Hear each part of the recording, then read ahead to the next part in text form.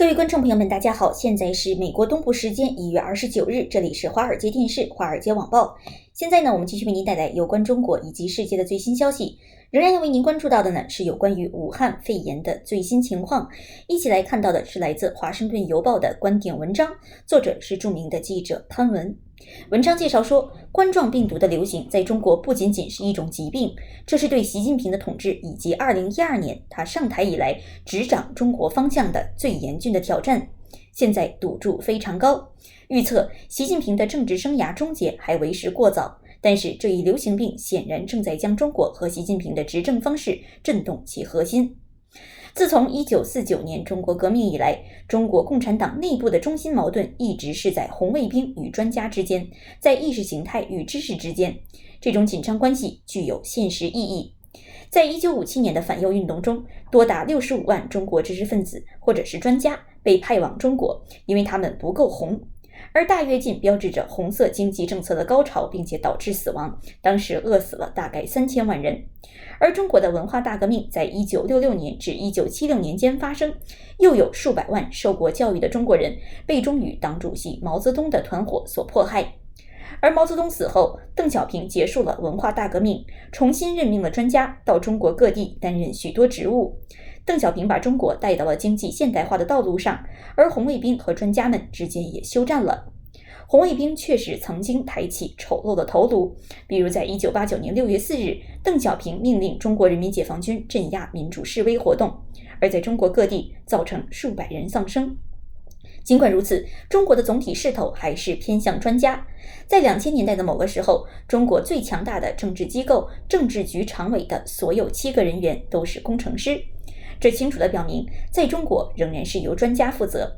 此外，在整个90年代和2000年代初，中国政府特别是国务院和总理办公室变得越来越强大，对经济和国有企业改革等重大问题承担了更多的责任。当然，中国共产党仍然是全能的，但是政府的角色也在加强。而习近平扭转了这些趋势。上台后，他通过扩大党内领导小组的数量来削弱政府的权力，从而垄断了决策。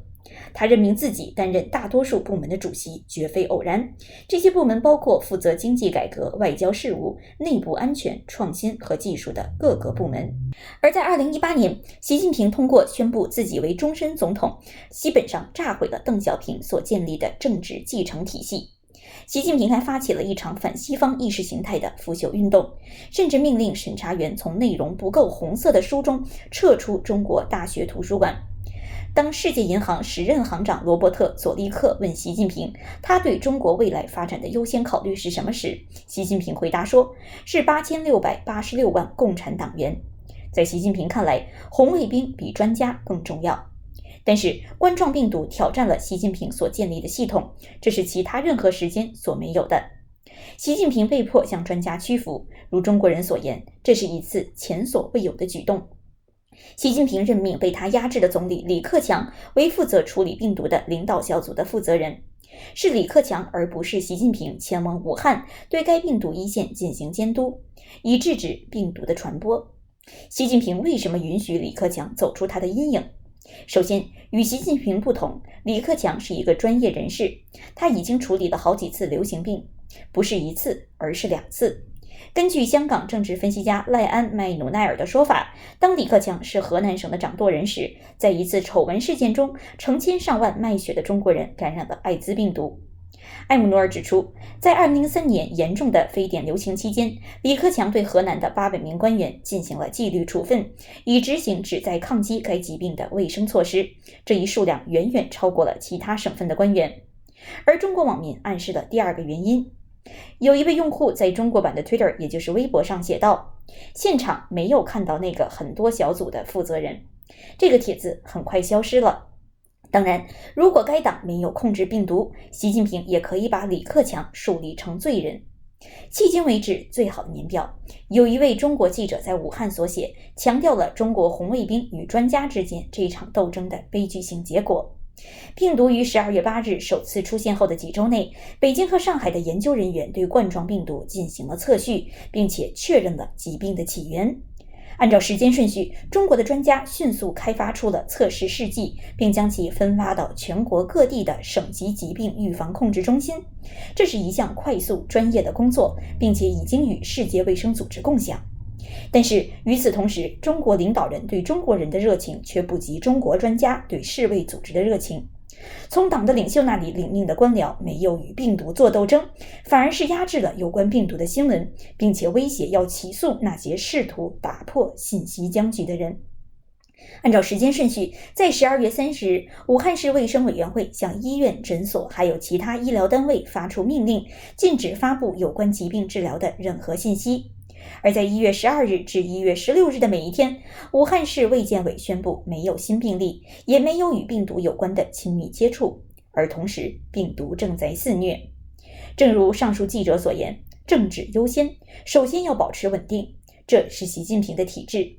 现在整个中国，也许还有习近平本人，都必须应对其后果。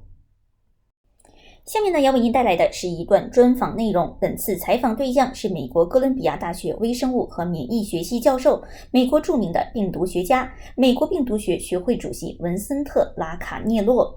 他对于现在武汉的冠状病毒又有什么样的评价呢？华尔街电视记者首先问道：如您所知，中国城市爆发了冠状病毒，现在美国已经确认了5起案件，您对这种情况有所了解？我们到底应该有多担心？根据我们现有的信息，我们对这种冠状病毒了解多少？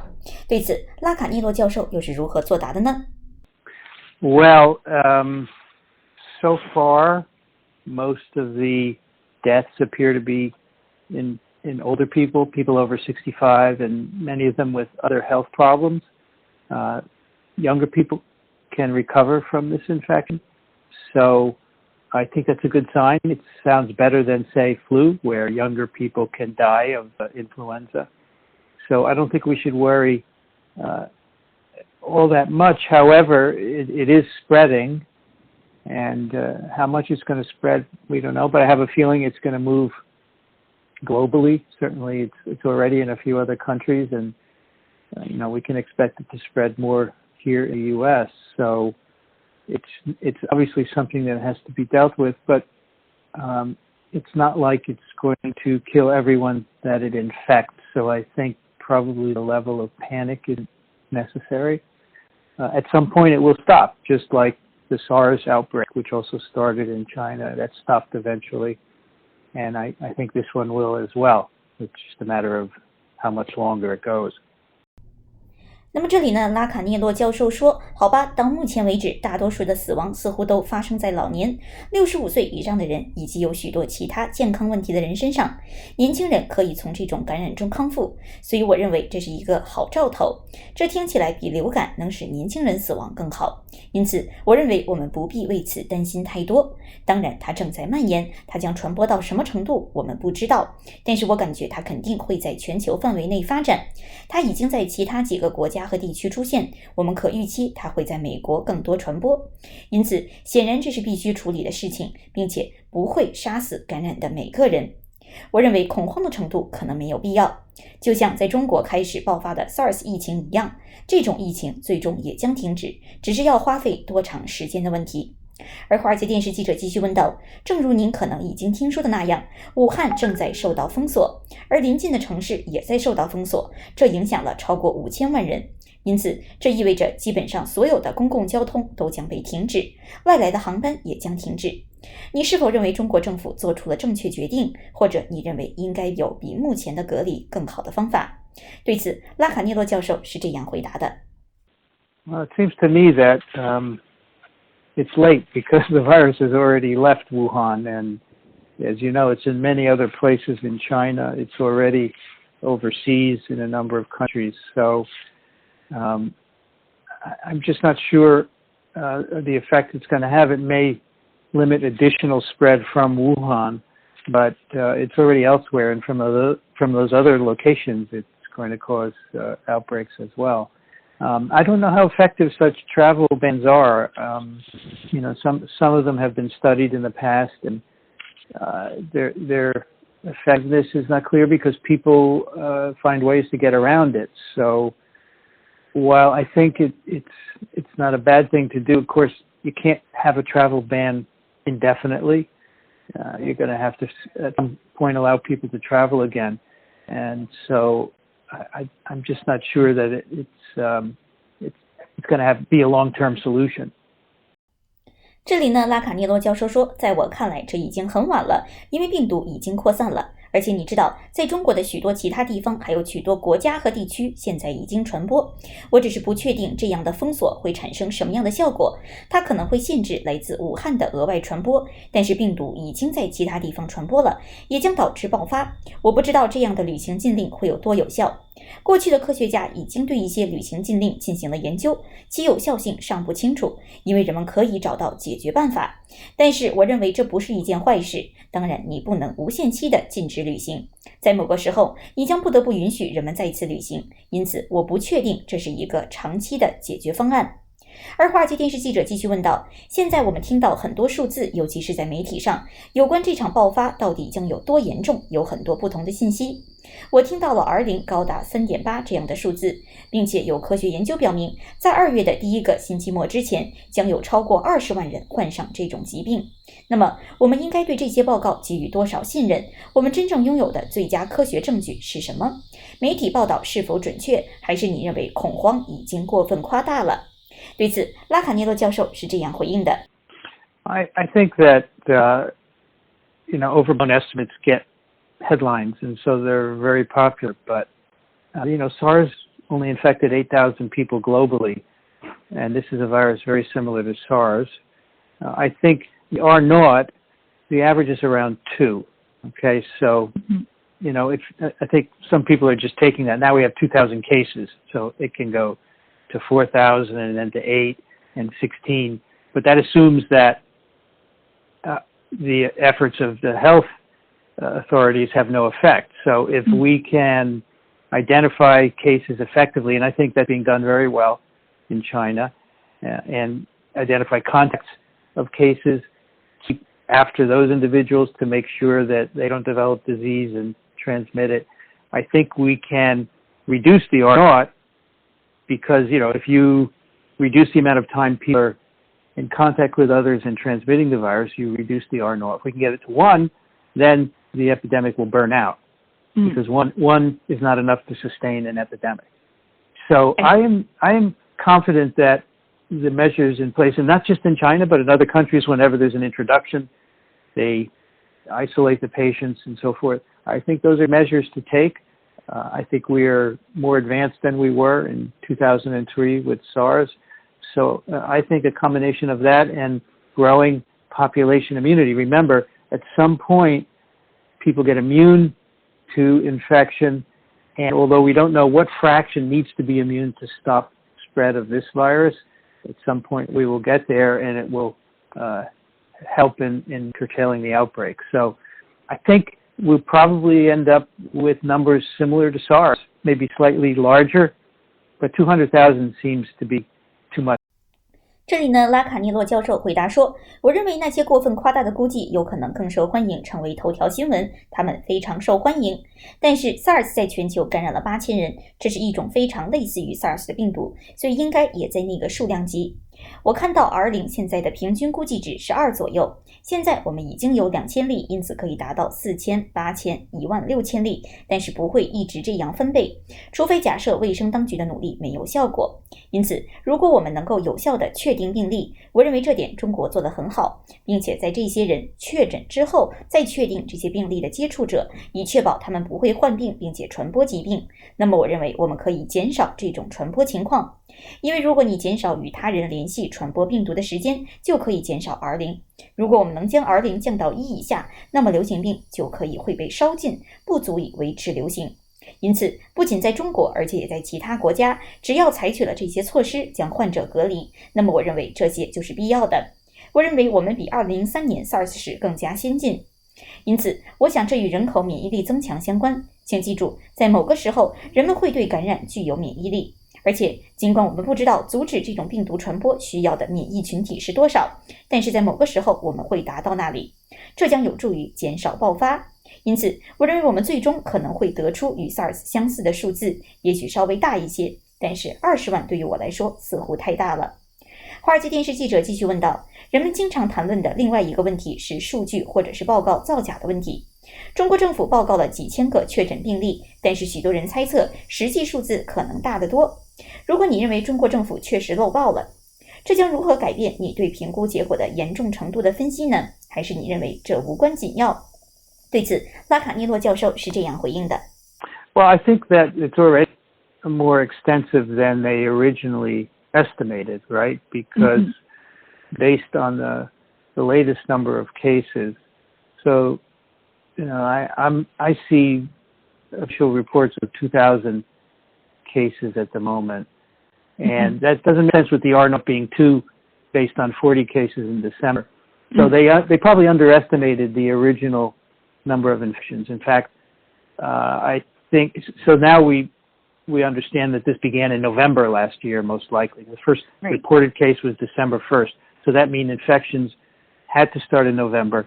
The sequence data suggests that the virus was circulating as early as October. So there may have been a lot of people infected, and some of them getting pneumonia. We didn't notice it because pneumonia is frequent at this time of year. So it wasn't diagnosed until there was a cluster, right? And then that brought the attention to it. So it might have been circulating for longer, and that might be why we are already at 2,000, which is higher than we expect. I think that the numbers are being reported faithfully. I don't have any reason to suspect that they're hiding anything there. And even at 2,000 now, I think it is about what we would expect for an R0 of that magnitude and having circulated since, say, November or October. 这里呢，拉卡涅洛教授说，我认为传染情况比他们最初估计的要更加广泛。对，因为基于最新的案例数，我现在看到2000个案例的详细报告。如果 R0 在2的话，那么开始的40个案例数字就有问题，他们可能低估了最初的感染数量。实际上，我认为现在我们知道这始于去年11月，第一个报告病例可能是12月1日。因此，这意味着必须在11月就开始感染。基因序列数据表明，该病毒最早在10月份传播，因此可能当时有很多人被感染，其中一些患有肺炎。但是当时我们没有注意到它，因为每年的这个时候肺炎很常见，直到出现簇状聚集才被诊断出来，然后引起了人们的注意。因此，它可能已经流通了更长时间，这也许就是为什么我们已经到达几千这样的数量，这比最初发现的41起时我们预期更高，原因可能就在此。我认为这些数字是如实报道的，我没有任何理由怀疑他们藏匿了什么东西。现在到了几千例，我认为这与我们期望的 R0 等于2这样的情况大致相符，自11月或10月以来一直在流通，这与情况相符。而华尔街电视记者继续问道，现在我们知道这一病毒不是我们以前所见过的，那么治疗和诊断测试呢？我们可以凭借 SARS 时代开始研发的疫苗，还是要提出更好的治疗方案？对于中国乃至全球的卫生界，下一步将采取什么措施呢？对此，拉卡涅洛教授是这样回应的。Okay, so we are in a good position there. There's a lot of things that we can do. First, there are some antivirals that are known to have a relatively broad-acting ability against RNA viruses, including SARS coronavirus. And my understanding is in one of the papers that came out Friday in The Lancet, they mentioned that they're actually doing a clinical study with one of these antivirals in one of their outbreak situations. So you can do that right away. You can ask if these are effective, and therefore if someone is very sick, you can treat them, and that's a good sign. In terms of vaccines, we know how to make a whole number of different vaccines. A MERS vaccine has been made for camels, for example, and so we know exactly what to do. And a number of groups are already starting this. We don't have to we don't have to devise anything brand new. We can take existing vaccine platforms and simply put the right gene from this virus into it, and very quickly have some candidates that can be used for testing. Now, a vaccine takes longer, and that is going to be available this year, most likely. But we can do it. It's very easy. Diagnostic tests, we already have now PCR-based tests which are used. The next step, PCR takes a couple of days, so it would be nicer to have rapid antibody-based tests. And we know how to do that. We know what viral protein to use to make antibodies. and I'm sure that's ongoing. And I would say that in the next few months, we're going to see those come online. And that's going to be important because then we can do serological surveys. We can ask in any particular locale how many people have actually been infected versus how many people are showing disease. And that will give us an idea of the rate of asymptomatic infections, and that's important to know how much the virus can spread, because if there are a lot of asymptomatic infections, then it's really hard to control it because you can't restrict people if they don't have fever, for example. So I think the research community is really poised to do a lot here. It's not going to happen overnight, but the good news is we've got a lot of precedent and we know what system. 这里呢，拉卡涅洛教授表示，我们现在处于有利的位置，我们可以做很多事情。首先，已知有些抗病毒剂具有相当广泛的抗病毒作用能力，包括 SARS 还有冠状病毒等。我的理解是，柳叶刀上周五发表的论文之一提到，他们实际上正在针对其中一种抗病毒药物的爆发情况进行一项临床研究，因此我们可以立即执行这样的操作，可以看看它们是否有效。如果是这样，那么如果有人病得很重，就可以治疗他们。这是一个很好的信号。就疫苗而言，我们知道如何制作大量不同的疫苗，比如对 MERS 的疫苗，因此我们确切知道现在该怎么做，并且许多团体已经开始这样做。我们不必设计任何全新的东西，我们可以利用现有的疫苗平台，简单的将这种病毒的正确基因放入其中，很快就会有一些候选者可以用于测试。但是疫苗投入使用需要更长的时间，而且极有可能在今年不会上市，但是我们可以做到。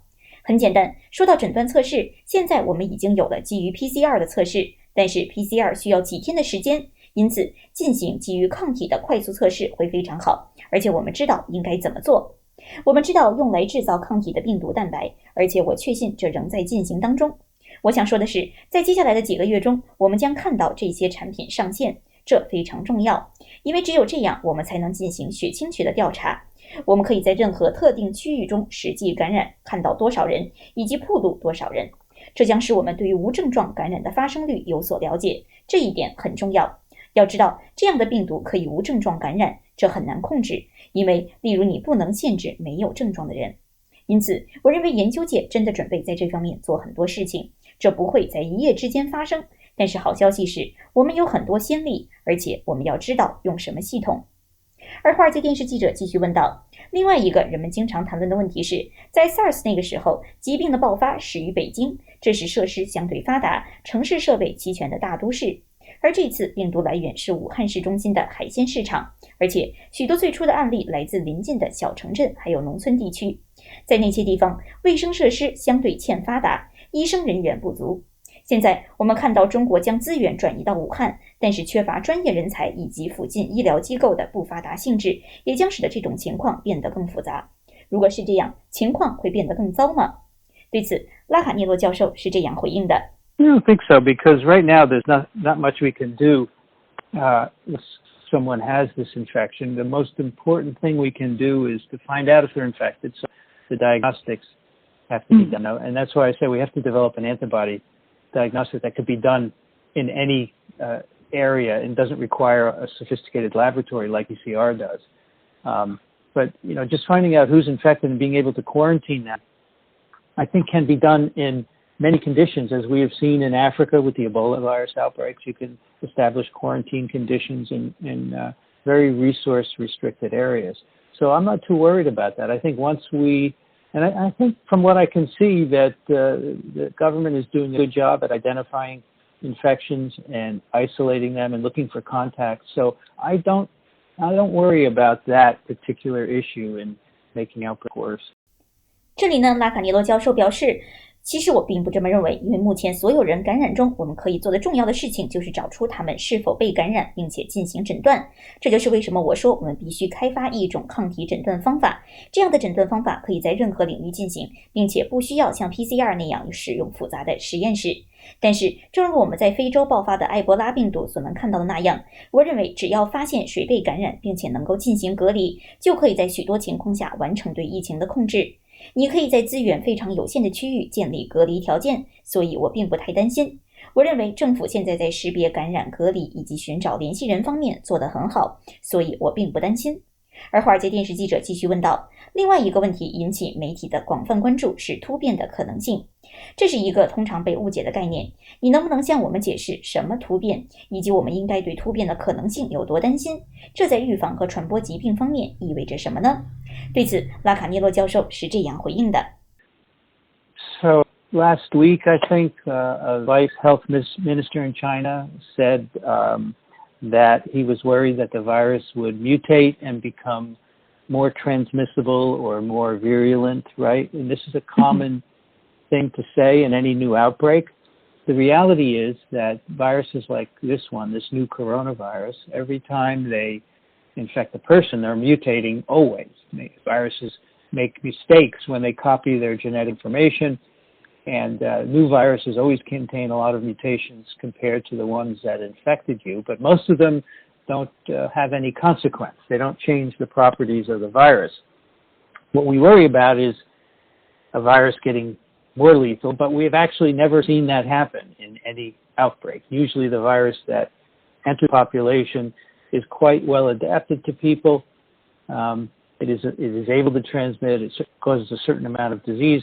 There's really no reason to think that infection would become worse because that doesn't help the virus to transmit. The most important driving factor for a virus is to find a new host, to be transmitted to a new host. So anything that helps that could be selected for. If a virus is mutating and a new mutation arises that makes it more transmissible, say, that could be selected for. But again, we've never seen that in any previous outbreak by any virus. What we do see sometimes are mutations that we think make the viruses less virulent. They allow people to survive longer, and we think maybe that makes sense because if people survive longer, they're more likely to transmit the virus to someone else. So the bottom line here is that viruses are always mutating, but whether that means anything to the properties of the virus is not ever clear. I would say we shouldn't worry about the virus getting more virulent and more transmissible because we've never seen that happen. It's really just a theoretical idea. And rather, I would worry about controlling it. I would worry about finding infected people and quarantining them and so forth. I don't think that, mutation works really well in movies about outbreaks. But in real life, I have never seen that happen in a way that has been documented to make things worse. So I wouldn't worry about it getting worse in that sense. The only thing that can happen is more people will get infected and they will travel and spread it all over the place. But the fundamental disease, which is if you're under 65, you're likely to be okay after infection. That's not going to change most likely. 那么刚才呢，拉卡尼洛教授介绍，我记得中国卫生部长表示，他担心这种病毒会变异，并且变得更加容易传播，或者是更具毒性。这在任何新的疫情中都是经常说的。现实状况是，这种病毒，这种新的冠状病毒，每次感染人时都在变异。病毒在复制其遗传信息时会犯错，与感染你的病毒相比，新的病毒总是包含许多突变。但是大多数突变都没有任何后果，它们不会改变病毒的属性。我们担心的是，一种病毒的突变使其越来越致命，但实际上我们从未见过任何这样的突变。确实没有理由认为感染会变得更糟，因为这对病毒没有帮助。病毒找到并且传播给新的宿主，这是病毒传播最重要的驱动因素。因此，任何出现新的变异将使其更易于传播，这是变异的生物选择方向。但是我们从未见过任何病毒变异恶化。有时我们确实看到了一些突变，而我们认为这些突变其实是降低了病毒的毒性，它们使得人们可以生存更长时间。这可能是有道理的，因为如果人们生存的时间更长，他们就更有可能将病毒传播给其他人。因此，病毒总是在变异，但是这对病毒的特性是否有意义尚不清楚。我要说的是，我们从未担心这种病毒会变得更具毒性和传播性，因为我们从未见过这种情况发生。这实际上只是一种理论上的想法。相反，我会担心控制这种病毒，我担心要找到感染者并对其进行隔离等。我认为这种突变在电影中作为情节是非常好的，但是在现实生活中，我从未见过这种情况以证明事实会恶化。因此，我不必担心它会变得更糟。从这种意义上来讲，唯一可能发生的事情是，将有更多的人被感染，他们将旅行，并且将其传播到整个地方。但是，如果你没有满65岁，那么感染后你更有可能好起来。好了，以上就是本期华尔街电视、华尔街网报的主要内容，希望您喜欢，并且继续关注华尔街电视的其他节目。